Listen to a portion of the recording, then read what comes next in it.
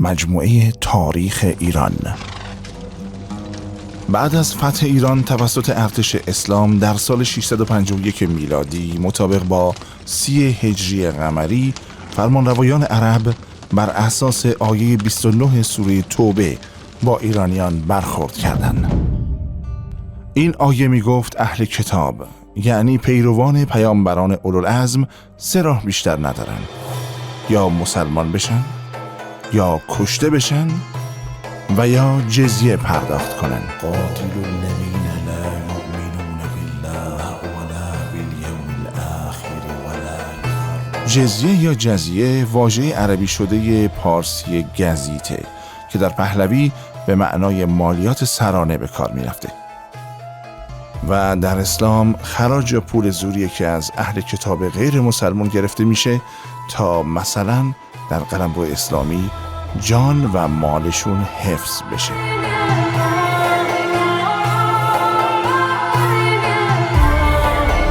زرتشتی ها برخلاف یهودی ها، مسیحی ها و صائبی ها اهل کتاب نبودن، اما چون اکثریت جمعیت ایران زرتشتی بودن، عرب ها اونها رو اهل کتاب محسوب کردن تا از این طریق بتونن ثروت هنگفتی به عنوان جزیه بگیرن. فرماندهان سپاه عرب بیشتر علاقه به جزیه گرفتن داشتن تا اصرار بر مسلمان کردن ایرانیا. دلیلش هم این بود که درآمد هنگفتی کسب می‌کردن. آروم آروم حساب کتاب ها کلن مالی و پولی شد تا مذهب و اسلام و خدا و غیره.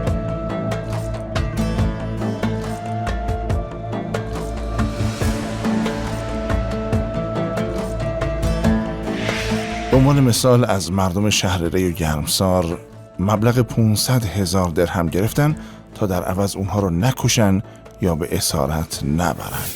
حتی بهشون گفتن پولو بدین، با آتشکده هاتونم کاری نداریم.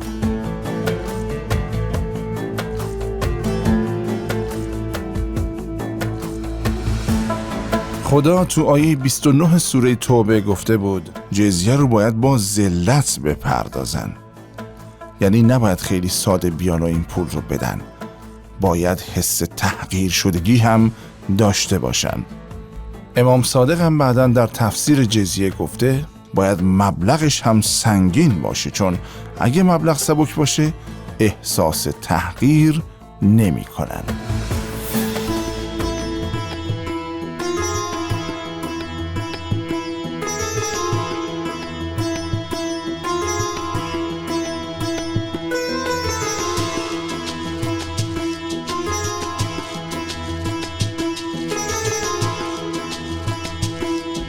از جمله کارهایی که کردن این بود که جزیه باید به صورت عمومی پرداخت بشه. افراد یک به یک میرفتن پیش امیر عرب مسلمون، میگفتن چند نفر عائله دارن، پول رو میدادن، امیر باید پول رو میگرفت، بعد اونها رو پس گردنی میزد و تحقیر میکرد و گاه دشنام میداد.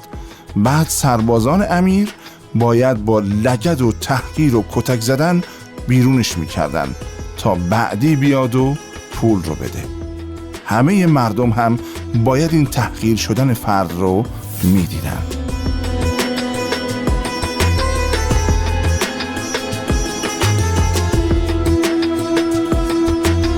برخلاف چیزایی که گاه گفته میشه که یا شمشیر یا اسلام، سیاست عملی و کلی امرای عرب این نبود که ایرانی ها رو مسلمون کنن.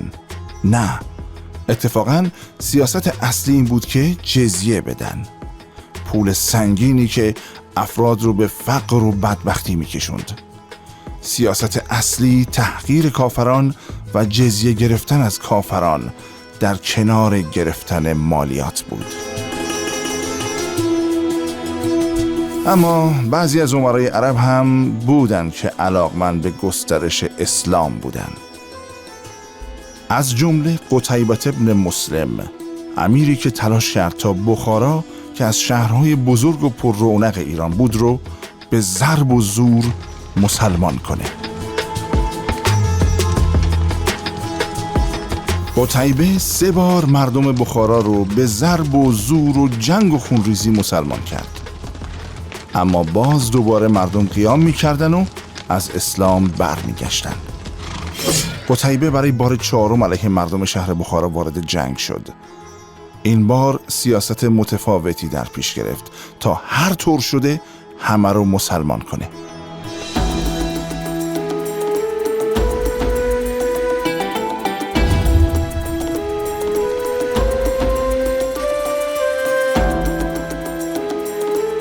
اون دستور داد هر خانواده ایرانی باید نیمی از خونش رو به یک عرب مسلمان بده که این عرب در واقع نقش پایگاه بسیج و حراست رو ایفا می‌کرد.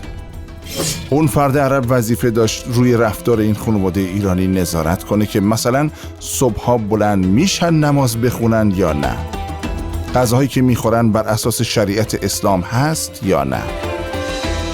یه چیز تو مایه های همین بگیر و ببندایی که جمهوری اسلامی و خمینی و خامنه ای راه انداختن. قتیبه دستور داد آتشکده ها رو ویران نکنن، اما به مسجد تبدیلشون کنن، مثل کاری که مسلمان ها در همه جای دنیا با عبادتگاه های بقیه ادیان بعد از تسخیرشون کردن.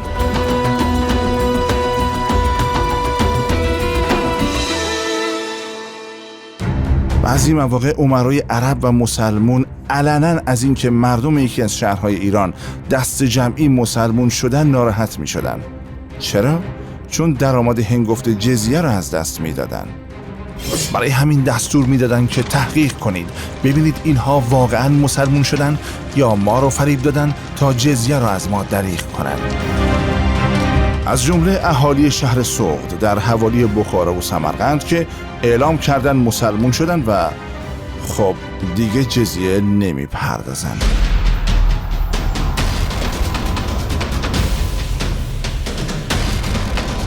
حکومت علنا نامه‌ای به فرمانروا نوشت که اینها قصدشون اینه که جزیه ندن. مطمئن بشین ختنه کردن یا نه. بگید قرآن بخونن، ببینید راست میگن یا دروغ میگن، اگر نه ازشون جزیه رو بگیرید.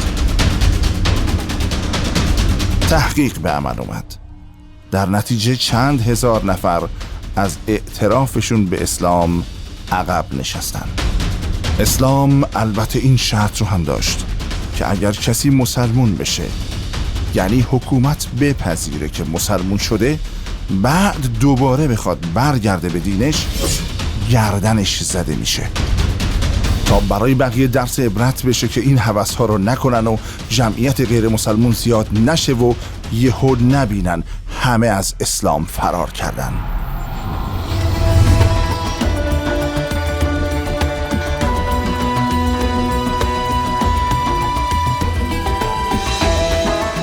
ملتی که تاریخ خود را ندونه محکوم به تکرارشه. برای اطلاع از ویدیوهای بیشتر در این زمینه و برنامه‌های دیگه پیشنهاد می‌کنیم کانال یوتیوب گلوری رو سابسکرایب کرده و زنگوله نوتیفیکیشن رو روشن کنید. تقدیم به جوانان آزاده و مردم خوب ایران.